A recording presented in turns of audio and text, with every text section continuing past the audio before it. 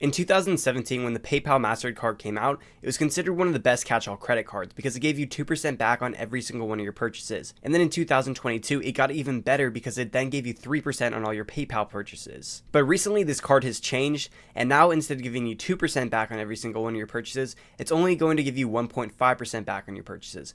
Maybe if Elon Musk was around to run PayPal, this wouldn't be happening. And I'm going to tell you everything you need to know about this card to help you decide if it's still a card worth getting. I'm going to break down this card in 5 separate categories and give a star rating to each one of them. And then at the end of this video, I'm going to give you the best alternatives to this card, as well as giving it an overall rating out of 5 stars. Also, make sure you do all that cute YouTube stuff to help me out, like, comment, subscribe. So let's start off by talking about how you're going to get approved for this credit card, as well as the annual fee that comes with it. So one thing to know that this card is sponsored by Synchrony Bank, and a lot of people do not like Synchrony Bank at all. I personally have one card from them, and I've never had a problem, but a lot of people say that their cards are just closed down for no reason, or they've decreased credit limits. And while Synchrony Bank definitely isn't as reliable as a card from Chase or American Express, most people that are watching this are not going to have a problem with Synchrony. And if you do want to go ahead and get this credit card, then you're going to want a credit score of at least 670, so that's going to be considered good credit. And Synchrony Bank usually considers other factors than your credit score, like your income, your debt levels, and then your overall credit history. So this credit card is not going to be too hard to get approved for, and this credit card comes with no annual fee. So for this category, I'm going to give it 4.5 out of 5 stars. Next, let's talk about the sign-up bonus that comes with this card, and currently there's no sign-up bonus at all. There are some people that report that they've gotten a $150 sign-up bonus, but right now this offer isn't available, and this offer seems to be a limited time thing when they want to get new people to sign up for their card. So if you're thinking about getting this credit card, definitely go online and see if there's any kind of sign-up bonus. Most of the time there's not going to be, so for this category, I'm going to give it 0 out of 5 stars. Let's now take a look at the rewards of this credit card,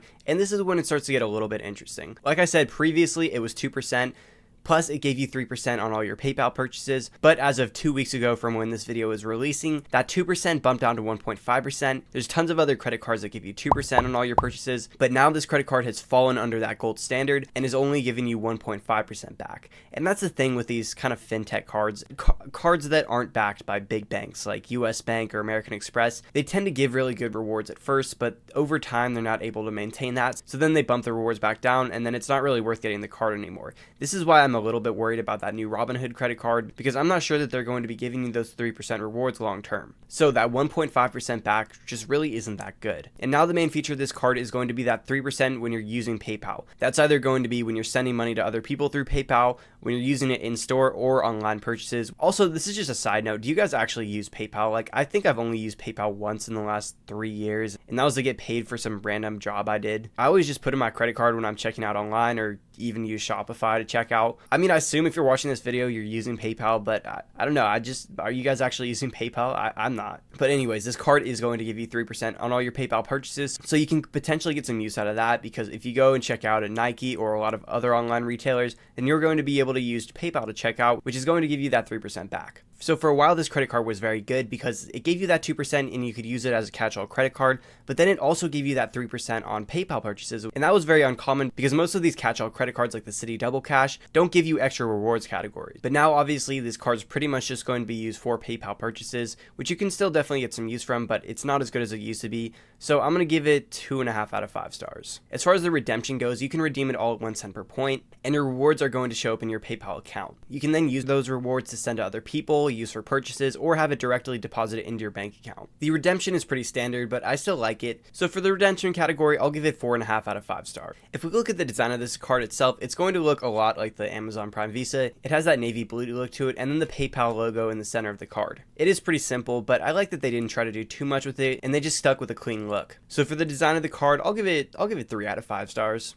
Before I give you my final verdict on this card, let's quickly run through some pros and cons. For the pros, this is a no annual fee credit card. You can get rewards from a lot of different merchants by using PayPal. The redemption's really easy to use and there's no minimum requirement, but there are a lot of cons that come with this credit card.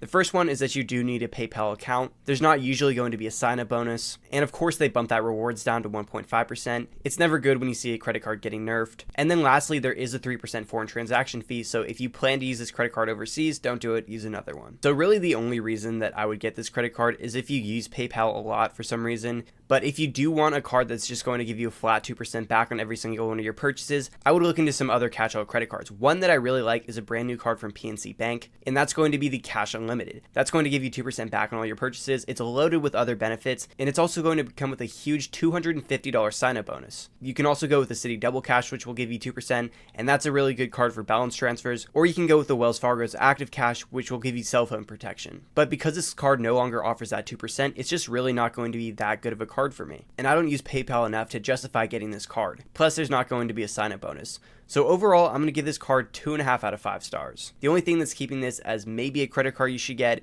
is that 3% on PayPal. I've made breakdowns on those other credit cards that I've mentioned, so go check out my review on those after this video. And tell me what you guys would rate this card out of 5 stars.